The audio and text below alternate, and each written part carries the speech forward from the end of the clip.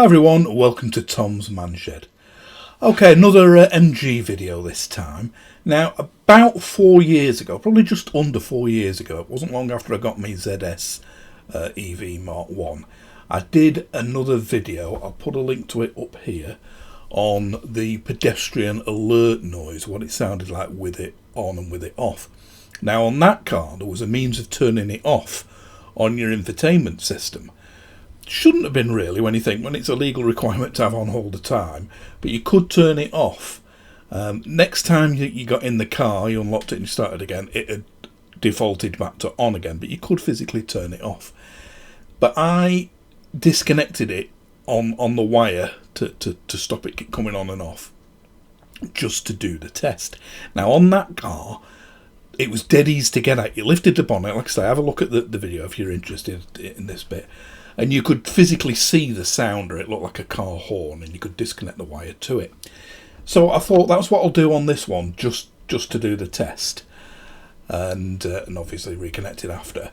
So I started on having a look under the bonnet for the sounder, and as you may or may not know, on the MG4 there is a plastic sort of cover.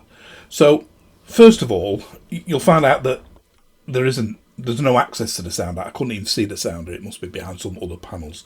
But first of all, just in case you're interested, let's say I turn that cover off and let's have a look what is actually behind there. Like I said, nothing to do with the actual main video, which is the comparison of the noise. If you want to use the red skip line and skip at least halfway through this video just to the noise tests, by all means. But if you want to see what is actually under the bonnet on the MG4, under the plastic cover, let's have a look at that now. I wanted to look under here to see if the pedestrian horn was obvious and accessible. I could just pull a wire off instead of having to get the fuse box, but as you'll see in a second, it isn't. So the way you take this off, if you did want to get under there, I don't know what for, but if you did want to, you've just got 1, 2, 3, 4, 5, 6, 7 holes round it, and these things are I'll show you, they're the standard things. A lot of these car fixings just have a smooth stud in the middle. These actually, it is threaded. I'll just check it's threaded and not corrugated, because again, some of these are just actual corrugations. It looks like a thread, but it doesn't spiral. But on this, it is an actual thread. And if you're just curious to what's underneath that cover, seems plenty of room around here. You know, I'm sure they could have put some sort of like front boot fruit or whatever in there, just maybe down at an angle. You got this thing here, Bosch on it. So they're using quality components. Looks like a starter motor, obviously not. It's on the steering rack. Look at it, so that's obviously like your electric power steering. Again, I couldn't find sounder for the one.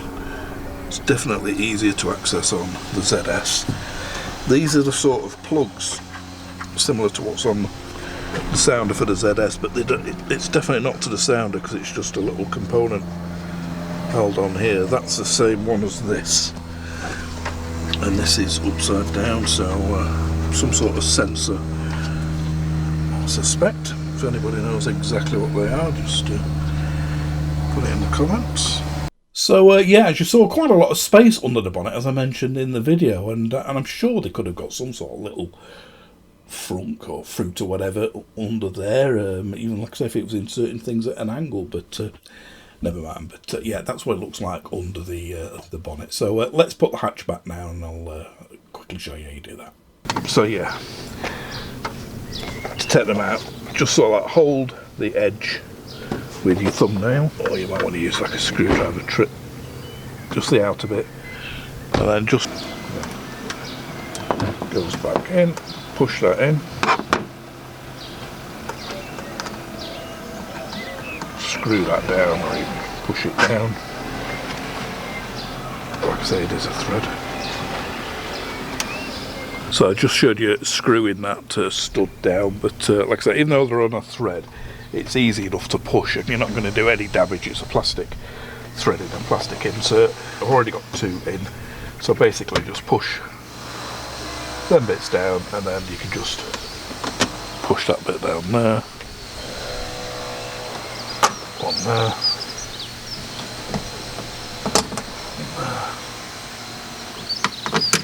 and that's it, that's the last one. That's firm there now.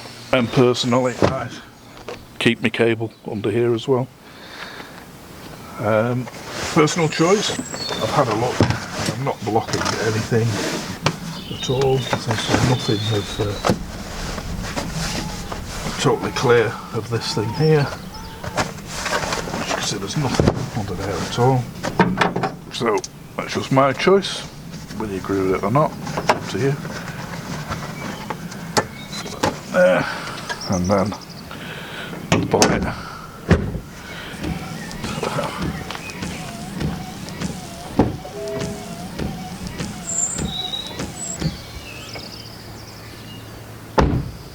Okay, so as you heard then, when we put the hatch back and when I closed the bonnet, you'll notice the windscreen wipers fired up. Now, I wasn't aware that I'd nudged the stalk in the car, but while the bonnet was up, they didn't come on, which is a great sort of feature. If you're inadvertently nudged with the bonnet up, it seems there's a kill switch that stops them, because I know there is a position to swap your windscreen wipers. A lot of people have been fooled and they've scratched the paintwork on the bonnet because they've not used this. But again, it's in the manual, and you can flick. I forget how you do it, but again, in the manual, you power down the car, and within a few seconds of powering down, I think you flick the indicator, the windscreen wiper stalk down, and they go to a position where you can swap the blades. But as you heard then, as soon as I put it down, they started up again, so that's a good feature. I just went in the car and turned them off. So it wasn't under the bonnet then, a means of disconnecting it. So I'm going to have to use a fuse and take the fuse out. Now in the old ZS, again, check out up here on my dash cam installation where it shows you the fuse box, and it's dead easy to get at. It's just there. I think it's on the passenger side up behind the glove box, I think. Dead easy. Take it out. Dead accessible. No problem getting at it at all. Not so in the MG4. Instead of them putting a nice accessible hatch, it's on the driver's side. And the side of the dashboard, once you've opened the car, the side of the dashboard where your knee is, you've got to sort of hinge that sort of like flap open, get it open with proper tools, and then get the front panel off and that, with screws and clips and things, just to get at the fuse box. So if a fuse blows and you need to replace it, you've got to go through all this palaver just to do it. So come on, MG, make a fuse box easy to get at. The one under bonnet's great, one in the car, ridiculous. But let's have a look now. Again, it's nothing to do with the noise of the car, it's only so I can disable temporarily this sounder to do this video. But it will be of interest to some where the fuse box is. If you want to skip all this lot waffling out and just skip to the actual sound and listen to the sound, use the timeline below where it'll be itemised. But let's have a look at how we actually get at the fuse box now.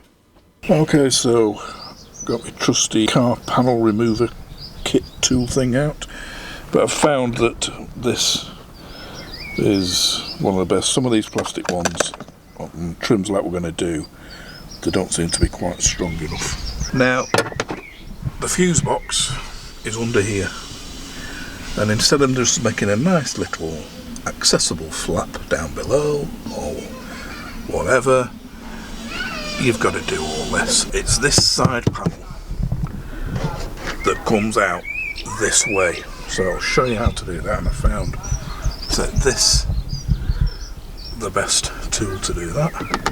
So if you just insert it somewhere there, and don't forget it's this side panel that we're hinging this way, out of the way. So put that in there, and then if you just work it under and just, once you've got it open a bit, then you can probably put one of your plastic ones in and just a bit, but that just pings out like that. And then once you've got the gap, you just ping these side bits out into the top there. And once you've got them out, it sort of comes out reasonably okay. And you've just got that top one there. That clip you just heard was that one there coming out. If you wanted to take that panel off, you could take out your door trim here. Again, when I do the dash cam, I'll probably be taking that out, but no need for now. Then you can see the fuse box in there. So what we now need to do is just pull this panel forward. Now I've got the screws out already, but there's one goes there. And there's one screw down there, so you've got to take them out obviously. For this one, just about get the panel out for them, you'll need like a chubby screwdriver. I use like this in the end of a socket driver, because you can't get a full length one in between that and the door, so you need to take that screw out there.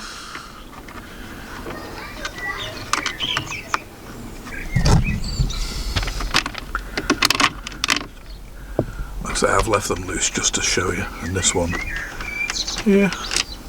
And then this panel, again, it's still, even though it's screwed, it's like clipped over with these clips here.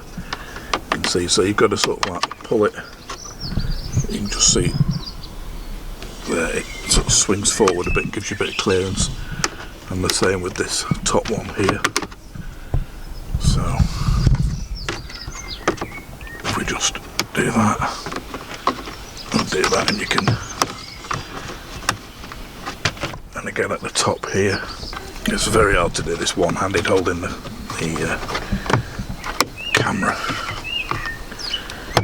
But you can see it just doesn't, it just pulls like that. You've got these clips again at the top. If you just pull that all round,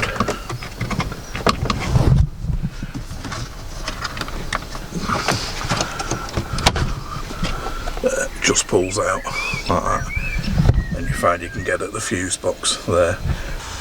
And this is how you gain access to the fuse box. Once you've got it unclipped, you can get away with leaving this one on.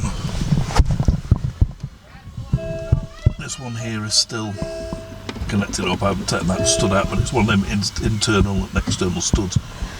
You could take that out if you wanted this entire panel off. I shall probably be doing that when I fit me dash cam in a future video.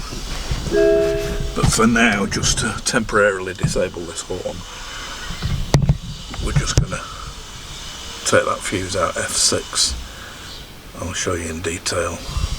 Okay, so sorry about the shaky cam. It's dead awkward trying to hold the camera with a light on, so that the light actually gets where you want it, with a microphone on it and a tool or two in your hand, getting all them panels off. But wish I had a separate cameraman, that's all I can say. So yeah, we've got out the fuse box now, so I'm going to show you in detail which fuse we use. It's F6 that does the pedestrian sounder, and like I said, I'll go into more detail shortly. But again, this may be of use if you're wanting to know what fuse does what, because I will put 4 pages from the manual on what each of these fuses in the fuse box does, and I'll put I've put some yellow figures down the side saying F1, F2. Also, I've put the corresponding picture from the manual orientated the right way round, so you can see what it's referring to. Because again, in the manual it shows you a picture of the fuse box, but that's not how it's orientated. It shows like fuses going here that are in real life going there, as you'll see shortly. So let's have a look at the fuses in detail now and see which one we need to remove. So here's some pages, 4 pages from the manual, and showing you the fuse box positions.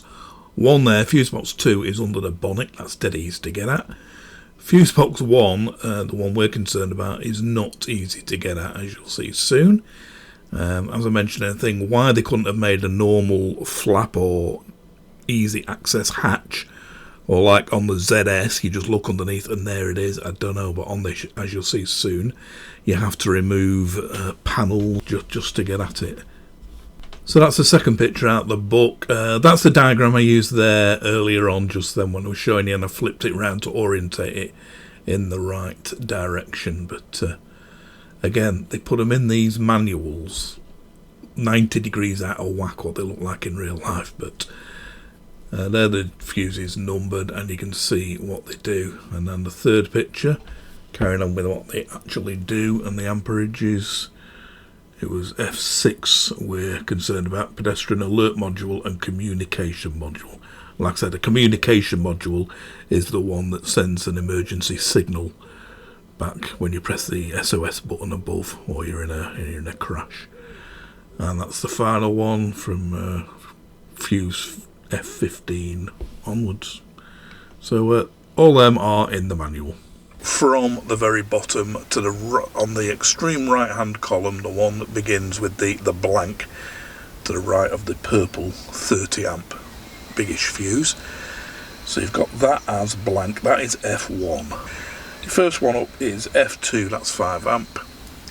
Second one up is F3, that's a red 7.5 amp. Then you've F4, blue 15 amp. F5, the first of the 5 amp brown ones. One above that is F6, 5 amp again. That's the one that does the pedestrian alert horn and your SOS emergency communications thing, to the thing you press above your heads for the SOS phone call, and the thing that calls the emergency services if you crash. So that's the one we removed just to do this test now, F6. F7 above that is another 5 amp one. Then we've got F8, that's the 7.5 amp red one. And F9 is the last of them 5 amp ones. And then the vacant slot above there is F10. The ones to the right, to the left of that pink there, the two 10 amp ones and the gaps. Again, have a look at your the diagrams I've shown you on screen and the fuse box, but some of them are listed as being frequented by fuses and yet they're not, and others are, so it's obviously going to vary car to, you know, UK spec and trophy spec and things like that. This is the trophy one. So got the fuse out, did the test. You'll see the sound test, don't worry, it's coming up soon, coming up just in a few seconds time. But I'll just show you putting that panel back now, and it's easy though, it's just exactly the same as reverse, but it goes back easy enough, as you'll see. But check out this bit of MG welding on here as well. I'm not a professional welder, but it looks decidedly a bit ropey to me, so what you think here. Let's stick that panel back once we've replaced the fuse after the test. So we've got them two screws in there now. There's one here and the one down there by using a shorter screwdriver. So you don't need this top one out, this is for this top vent. Well, you can see there, but the welding is not the best welding I've seen. It's a bit of weld wire. Bit of MIG welding wire or whatever just stuck out there, so not brilliant, and a bit of rust forming down there. So how that compares with builds of, I dare say, most modern cars of any maker probably like that now. And you got your tabs around here. You got 1, 2, 3, 4, 5, 6, and if you just push that bottom one back in first, and all the others line up with the slots, it's then just a matter of getting bottom one, then the top, and then these other ones, and it's just a matter of just knocking that back in. You can see that. That's just how it was, and once you've had it off, it's dead easy to. So basically, again, bring it forward maybe with a metal one like that. Once you've got it off, you can forward a bit, the gap, put a wider one in, give it a tug, and it's as easy as that. I won't take it all off again, but again, just that top one comes out, and then just bash them all in. So there we are, we took F6 fuse out just to do this test, and let's do this test now. So I've set it up exactly, almost exactly the same as the way I did the ZS one, say nearly 4 years ago. I've put my Rode wireless microphone on a little tripod right next to the gutter at about the height of the front of the car, and I'll sort of back up backwards and forwards. Again, I'll put on screen below here now what the criteria is for the sounder to come on. I think it's below 8 miles an hour in reverse and 18 miles an hour forwards or something like that. But again, I'll put it on below here what it is, but it's in the manual. So like I said, I set it up there and I set the main camera up behind it. Now you'll have to excuse all the background noise. I think I set the sensitivity on the mic higher this time than I did 4 years ago, because it's picking everything up every time I run over a piece of grit on the road, and it can't be much more gritty than it was 4 years ago. Maybe it is, but also today there was all sorts going on. One of the guys down the road, his trade is paving, and there's him sawing his angle grinding his stonework, his paving slabs. There's kids in the street running around, there's other cars backwards and forwards. So excuse all the background noise. There's nothing I can do about it without living in the desert or having a massive internal hangar to do it in or something. But I've tried my best, and I've tried to set all the levels exactly the same. So you will hear the sounder on or off, but you'll also hear a lot of other extraneous noises as well. So first of all, let's hear it with it disconnected and turned off, and you'll hear how totally silent the car is.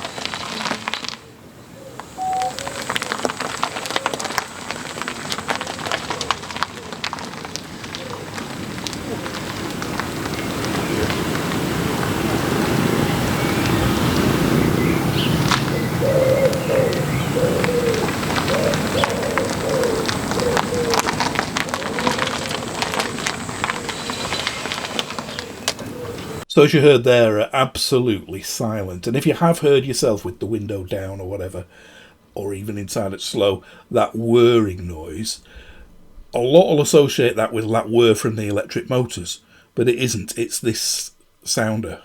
You know, the electric motors are that just totally silent, if you will. I couldn't hear them all then outside. All I could hear was the grit on the road, and it wasn't anything like that loud to the naked ear. And I couldn't hear anything with the window down of me moving along at all. So like I said, this time I've got the fuse back in, put F6 fuse back in. Sounder is now connected up.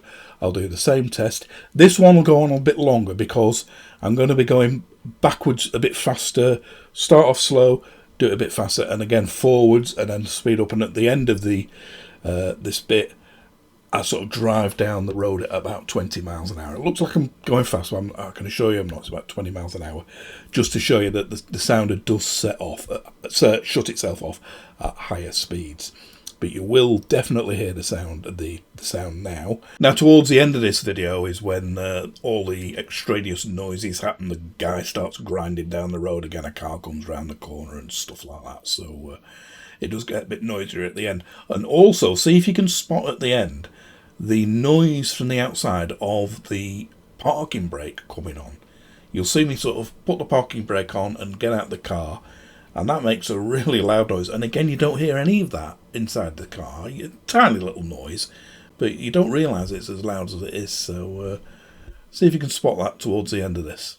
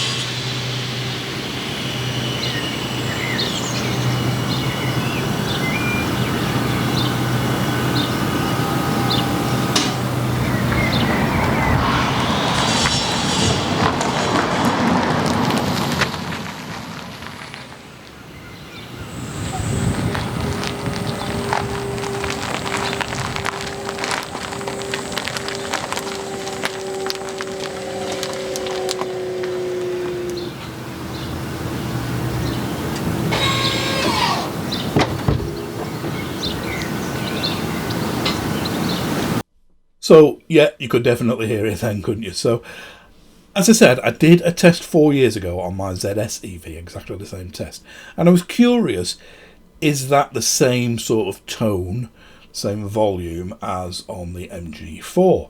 So what I've done, I've used a bit of that video now and I've imported it into this, and I've done sort of like a 2 or 3 second clip of the MG4, 2 or 3 second clip of the ZS EV. It's the Mk1 EV, remember. So ZS MG4, ZS MG4, just to see if you can hear the difference. And if anything, I think the ZS is louder. I think it's a louder sounder. Maybe not as boxed in or whatever. I don't know whether it's the same make or they've set the volume different or what, but it does sound a bit louder than the MG4's one. So see what you think here.